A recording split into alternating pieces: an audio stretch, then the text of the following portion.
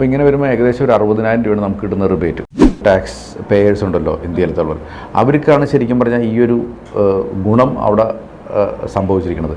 Direct ടാക്സിൽ നിന്ന് നല്ലൊരു പൈസ അവിടെ കുറയണം. ഇപ്പോഴത്തെ ഒരു സിറ്റുവേഷനിൽ നോക്കുകയാണെന്നുണ്ടെങ്കിൽ നമ്മൾ നോക്കേണ്ട ഒരു കാര്യം വെച്ചാൽ മാർക്കറ്റ് ഏത് ലെവലിലാണ് നിൽക്കുന്നത്. എല്ലാവരും കയറി ഇൻവെസ്റ്റ് ചെയ്യാതെ ഏതെങ്കിലും ഒരു ഫേവറേറ്റ് സെക്ടർ കണ്ടെത്തിയിട്ട് അതിലത്തെ ഒരു ഫേവറേറ്റ് സ്റ്റോക്ക് കണ്ടെത്തിയിട്ട് അങ്ങനെ ഇൻവെസ്റ്റ് ചെയ്തൊരു ലോങ് ടൈം പീരീഡിൽ, കാരണം ആ തീം വർക്ക് ചെയ്തില്ലെങ്കിൽ പ്രശ്നമാവും.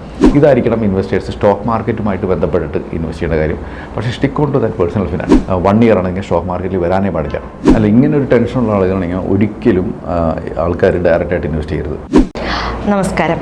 ഇപ്പോൾ കേന്ദ്ര സംസ്ഥാന സർക്കാരുകൾ ബജറ്റെല്ലാം പ്രഖ്യാപിച്ച് കഴിഞ്ഞിരിക്കുകയാണ്. അപ്പം നിർമ്മലാ സീതാരാമനാണെങ്കിലും ഇൻകം ടാക്സ് സ്ലാബുകളിലൊക്കെ വളരെ വിപ്ലവകരമായിട്ടുള്ള പല കാര്യങ്ങളും കൊണ്ടുവന്നിട്ടുണ്ട്. അപ്പം ഈ ഒരു സാഹചര്യത്തിൽ നിക്ഷേപകർ കൂടുതലായിട്ട് ഫോക്കസ് ചെയ്യേണ്ട ഈ സെക്ടറുകൾ അത് ഏതൊക്കെയായിരിക്കും?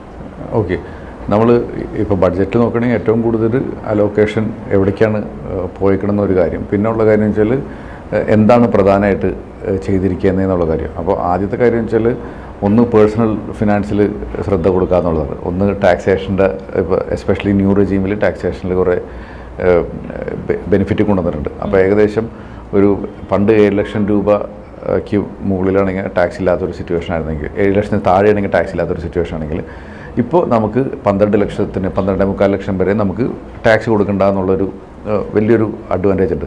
അപ്പോൾ ഇങ്ങനെ വരുമ്പോൾ ഏകദേശം ഒരു 60,000 രൂപയാണ് നമുക്ക് കിട്ടുന്ന റിബേറ്റ്. ഇനി അടുത്തൊരു കാര്യം എന്ന് വെച്ചാൽ ഈ 60,000 രൂപ നമ്മൾ എക്സ്പെൻസിൽ കൂട്ടാതെ ഇൻവെസ്റ്റ് ചെയ്യാൻ പറ്റണം എന്നുള്ളതാണ്. അപ്പോൾ പേഴ്സണൽ ബഡ്ജറ്റിങ്ങിന് ഇവിടെ ഭയങ്കര ഇമ്പോർട്ടൻസ് ഉണ്ട്. അപ്പോൾ ശരിക്കും ഇവിടെ 7 ലക്ഷത്തിനും 12 ലക്ഷത്തിനിടയിൽ വരുന്ന ആ ഒരു ടാക്സ് പേയേഴ്സ് ഉണ്ടല്ലോ ഇന്ത്യയിലത്തുള്ളവർ, അവർക്കാണ് ശരിക്കും പറഞ്ഞാൽ ഈ ഒരു ഗുണം അവിടെ സംഭവിച്ചിരിക്കുന്നത്.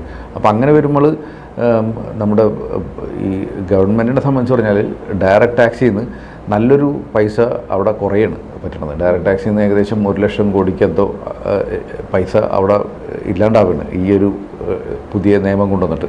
അപ്പോൾ ഇതിലത്തെ ഒരു എക്സ്പെക്റ്റേഷൻ എന്ന് വെച്ചാൽ ഗവൺമെൻറ്റിനെ സംബന്ധിച്ച് പറഞ്ഞാൽ അല്ലെങ്കിൽ പോളിസി മേക്കേഴ്സ് കാണുന്ന കാര്യം വെച്ചാൽ ഈ ഒരു പൈസ കൺസംഷന് വരും, ആ പൈസ ചിലവാക്കും.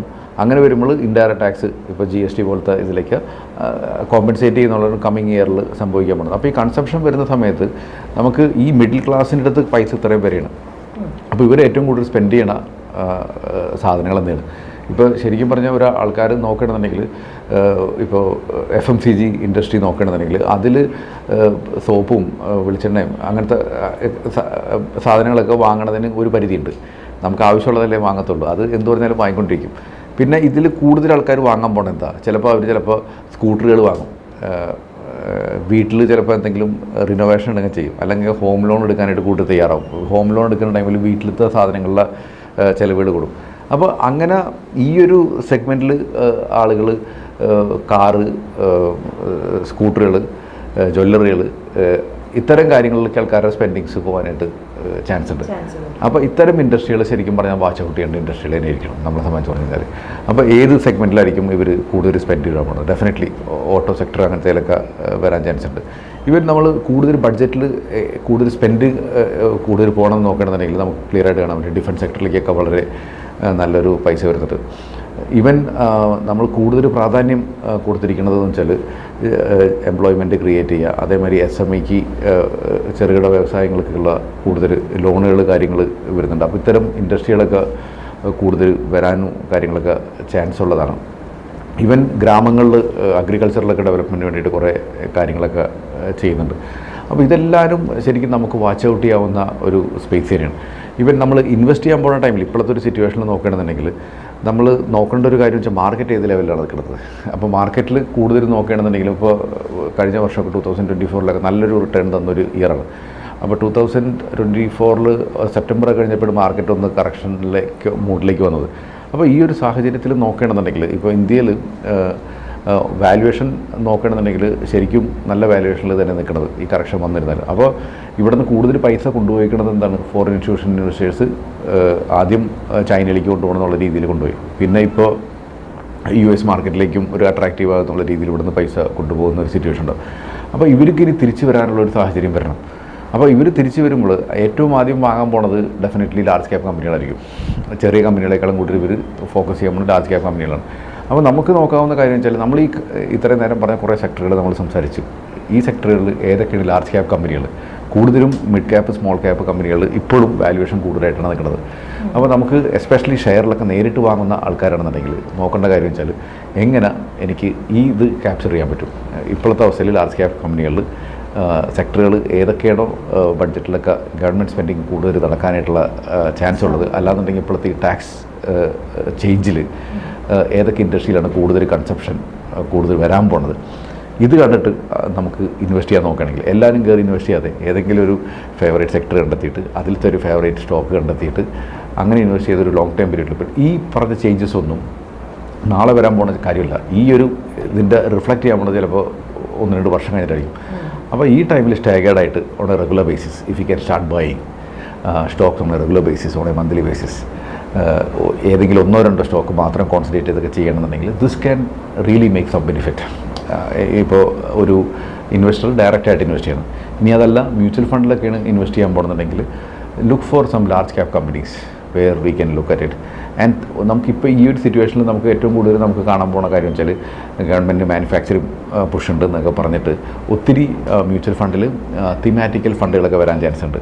അപ്പോൾ നമ്മൾ തിമാറ്റിക്കൽ ഫണ്ടിൽ നമ്മൾ കണ്ടൊരു കാര്യമുണ്ട്, ഇപ്പോൾ ഡിഫൻസിൽ നന്നായിട്ടുണ്ടെന്ന് പറഞ്ഞിട്ട് നമ്മൾ ഇൻവെസ്റ്റ് ചെയ്തു. അപ്പോൾ ഡിഫൻസിൽ ഇപ്പോൾ ഒരു കറക്ഷൻ വന്ന ടൈമിൽ എല്ലാവരും ഭയങ്കരമായിട്ട് ലോസിലേക്ക് പോയൊരു സാധനമാണ്. അപ്പോൾ thematic fund it's a risky fund. കാരണം ആ തീം വർക്ക് ചെയ്തില്ലെങ്കിൽ പ്രശ്നമാവും. ഇപ്പോൾ ഗവൺമെൻറ് സ്പെൻഡിങ് ഇല്ലാണ്ടായപ്പോൾ കുറേ പ്രശ്നങ്ങൾ വന്നു. അപ്പോൾ നമ്മൾ ഇങ്ങനെ ഓരോ തിമാറ്റിക്കൽ ഫണ്ടിലേക്ക് വരുമ്പോൾ നമ്മൾ കോൺസെൻട്രേറ്റ് ചെയ്യുന്ന ടൈമിൽ do I have that ability to take risk, എനിക്ക് അത്രയും ഫണ്ടുണ്ടോ, എനിക്ക് എൻ്റെ പോർട്ട്ഫോളിയോയിൽ ചെറിയ പോർഷൻ മാത്രം ഇതിലേക്ക് കൊണ്ടുവന്ന് എനിക്ക് ചെയ്യാൻ പറ്റും, അങ്ങനെ നോക്കിയിട്ട് ചെയ്യണം നല്ലത്. ഇനി അതല്ല നമുക്ക് അധികം ഫണ്ടൊന്നും ഇല്ലാത്ത ആൾക്കാരാണ്, നമുക്കൊന്നും മനസ്സിലാവാത്ത ആൾക്കാരാണെന്നുണ്ടെങ്കിൽ stick on to large cap company, large cap mutual fund സെക്ടേഴ്സിലേക്ക് നോക്കണം. ഇതായിരിക്കണം ഇൻവെസ്റ്റേഴ്സ് സ്റ്റോക്ക് മാർക്കറ്റുമായിട്ട് ബന്ധപ്പെട്ടിട്ട് ഇൻവെസ്റ്റ് ചെയ്യേണ്ട കാര്യം. പക്ഷേ stick on to that personal finance. കാരണം now especially person whose earning between 7 and 12 he is getting 60,000 annual salary hike. അത് stick on to SIP route, stick on to maybe 5,000 rupees on a monthly basis, 60,000 on a yearly basis, and that will give you a really good benefit. And നമ്മൾ ഒത്തിരി insurance പ്രൊഡക്റ്റുകൾ നമ്മൾ പലപ്പോഴും വാങ്ങുന്നുണ്ട്, വിൽക്കുന്ന സമയത്ത് tax കൊടുക്കേണ്ടതെന്ന് പറഞ്ഞ് യൂരോപ്പിൽ ഇൻവെസ്റ്റ് ചെയ്യുന്നുണ്ട്. That situation is gone. Even ചിലപ്പോൾ ഇപ്പോൾ ഇമ്മീഡിയറ്റ് ആയിട്ട് ആൾക്കാർ വിളിക്കാൻ ചാൻസ് ഉണ്ട്, ഏജൻസൊക്കെ ഇൻഷുറൻസ് വിൽക്കുന്ന ആൾക്കാരൊക്കെ. ഇനി കുറച്ച് ടൈമിലേക്ക് ചെയ്തോളൂ, ആ ബെനിഫിറ്റ് എടുക്കാമെന്ന് പറഞ്ഞിട്ട്. Don't jump on to any financial product just because you are getting a tax rebate എന്ന് പറഞ്ഞിട്ട്. അപ്പോൾ അതും ഒന്ന് ഫോക്കസ് ചെയ്യേണ്ട ഒരു കാര്യമാണ്. അപ്പോൾ now this is A time,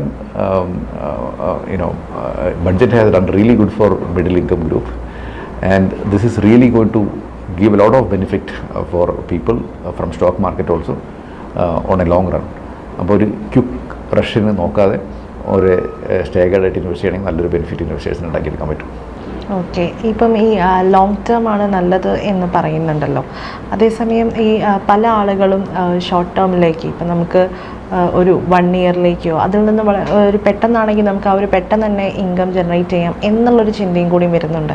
അപ്പം അതെന്താണ്, അതിനെക്കുറിച്ച് എന്താണ് പറയാനുള്ളത്? അല്ല, അത് നല്ലത് തന്നെയാണ്. അപ്പോൾ നമുക്ക് അത്രയും നല്ല സെക്ടർ ഐഡൻറ്റിഫൈ ചെയ്തിട്ട് കിട്ടുകയാണ്, അത്രയും നല്ല കമ്പനികൾ ഐഡൻറ്റിഫൈ ചെയ്ത് കിട്ടുകയാണെങ്കിൽ അങ്ങനെയാണെങ്കിൽ നോക്കാം. പക്ഷേ ഫണ്ടമെൻ്റലി നമ്മൾ സ്റ്റോക്ക് മാർക്കറ്റിലേക്ക് വരുന്ന സമയത്ത് നമ്മൾ നോക്കേണ്ട കാര്യം വെച്ചാൽ this is we are investing in a business and this is we are investing in a market. അപ്പോൾ മാർക്കറ്റ് ഹാസ് എ സൈക്കിൾ. അതിന്ന് കറക്ഷൻ വരെ നമുക്ക് ഒരാൾക്കും ടൈം ചെയ്യാൻ പറ്റില്ല. അപ്പോൾ ആ ടൈമിംഗ് റിസ്ക് കുറയ്ക്കാൻ വേണ്ടിയിട്ടാണ് നമ്മൾ ലോങ് ടൈമിലേക്ക് ഇൻവെസ്റ്റ് ചെയ്തത്. ഒരു 7 വർഷം 8 വർഷത്തേക്ക് ഇൻവെസ്റ്റ് ചെയ്ത് കഴിഞ്ഞാൽ ശരിക്കും പറഞ്ഞാൽ ആരും നെഗറ്റീവ് റിട്ടേൺ എടുത്തിട്ടില്ല. പക്ഷേ 1 ഇയറിൽ നമുക്കറിയില്ല is it a time to have a correction or എടുത്തെന്നുള്ളത്. അപ്പോൾ big money if you are investing on a serious note 1 year ആണെങ്കിൽ സ്റ്റോക്ക് മാർക്കറ്റിൽ വരാനേ പാടില്ല. ഇനി അതല്ല, എനിക്കൊരു ട്രേഡിംഗ് മൈൻഡ് സെറ്റാണ്, ഞാൻ ടെക്നിക്കൽസൊക്കെ നോക്കിയിട്ട് പ്രൈസ് നോക്കിയിട്ടാണ് ഞാൻ ഇൻവെസ്റ്റ് ചെയ്യണത്, എനിക്ക് very good. Only budget it, with that budget only you come in to the market.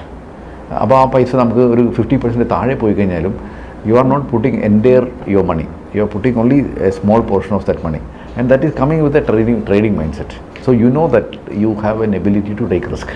അപ്പോൾ അങ്ങനെ വരികയാണെങ്കിൽ കുറച്ചും കൂടി നന്നായിരിക്കും. ഓക്കെ, ഇതുമായിട്ട് റിലേറ്റ് ചെയ്തിട്ട് വേറൊരു ക്വസ്റ്റ്യൻ കൂടി ചോദിക്കുകയാണ്. അപ്പം ഞാനിപ്പോൾ പറഞ്ഞല്ലോ ഈ 1 ഇയർ എന്നുള്ളത്. അപ്പം ഈ SIP-യിലേക്ക് നോക്കുകയാണെങ്കിൽ പല ഇപ്പം ഓരോ ആപ്പുകളുണ്ട് നമുക്ക് SIP ഇതാക്കാനുള്ള. അപ്പോൾ അതിൽ ഈ 6 മന്തും കാണിക്കുന്നുണ്ട്, 1 ഇയറും കാണിക്കുന്നുണ്ട്, അതുപോലെ തന്നെ 5 ഇയേഴ്സും പിന്നെ അങ്ങോട്ടേക്ക് കൂടുതൽ ആയിട്ട് കാണിക്കുന്നുണ്ട്. അപ്പം ഇതിൽ ഈ 6 മന്ത് കാണിക്കുമ്പോൾ നമുക്ക് വലിയൊരു ഗ്രോത്ത് അവിടെ കാണുന്നില്ല. ഇപ്പോൾ കാണുന്നില്ല. അത് അപ്പോൾ അത് അയ്യോ വേണ്ട SIP ചെയ്തിട്ട് വലിയ കാര്യമില്ല എന്നുള്ളൊരു ടെൻഷനിലേക്ക് ആൾക്കാരെ കൊണ്ടുപോകുന്നുണ്ട്. അതിനെക്കുറിച്ച് എന്താ പറയുക? അല്ല, ഇങ്ങനെ ഒരു ടെൻഷനുള്ള ആളുകളാണെങ്കിൽ ഒരിക്കലും ആൾക്കാർ ഡയറക്റ്റായിട്ട് ഇൻവെസ്റ്റ് ചെയ്യരുത്. എപ്പോഴും ഞങ്ങളെപ്പോലത്തെ ഒരു ഏജൻസി കൂടെ മാത്രമേ ഇൻവെസ്റ്റ് ചെയ്യാൻ പാടുള്ളൂ. കാരണം ഈ ക്വസ്റ്റ്യൻ ഉണ്ടാകാൻ പാടില്ല. അങ്ങനത്തെ ഉണ്ടെങ്കിൽ ഇത് കറക്റ്റായിട്ട് അറിയണവർക്ക് ദിസ് ക്വസ്റ്റ്യൻ ഷുഡ് കം. കാരണം ഇപ്പോഴത്തെ ഒരു അവസ്ഥയിൽ 6 മാസത്തിൽ റിട്ടേൺ കാണാത്തതിൻ്റെ കാര്യം വെച്ചാൽ സെപ്റ്റംബർ നേരം മാർക്കറ്റ് കറക്ഷനാണ്. അപ്പോൾ ഈ 6 മാസത്തിൽ ഒരിക്കലും ഇക്വിറ്റി ഫണ്ടിൽ റിട്ടേൺ കാണില്ല. പക്ഷേ നമ്മൾ സെപ്റ്റംബറിന് മുന്നാണ് നോക്കണമെന്നുണ്ടെങ്കിൽ 6 മാസത്തിൽ നല്ല റിട്ടേൺ ഉണ്ടായിരുന്നു. അപ്പോൾ ഈ സാധനം നമ്മൾ ഒരിക്കലും റിട്ടേൺ നോക്കിയിട്ട് നമ്മൾക്ക് മാർക്കറ്റിനെ അല്ലെങ്കിൽ ആ ഇൻസ്ട്രുമെൻറ്റിനെ ജഡ്ജ് ചെയ്യാൻ പറ്റില്ല. കാരണം നമ്മൾ എപ്പോഴും നമ്മൾ റെഗുലേറ്റേഴ്സ് പറഞ്ഞൊരു കാര്യമുണ്ട്, stock market subject to market risk. പിന്നെ അതിൽ നിന്ന് നമ്മൾ റീഡ് ചെയ്യേണ്ട കാര്യം വെച്ചാൽ past performance is not the measure for your future performance എന്നുള്ളത്.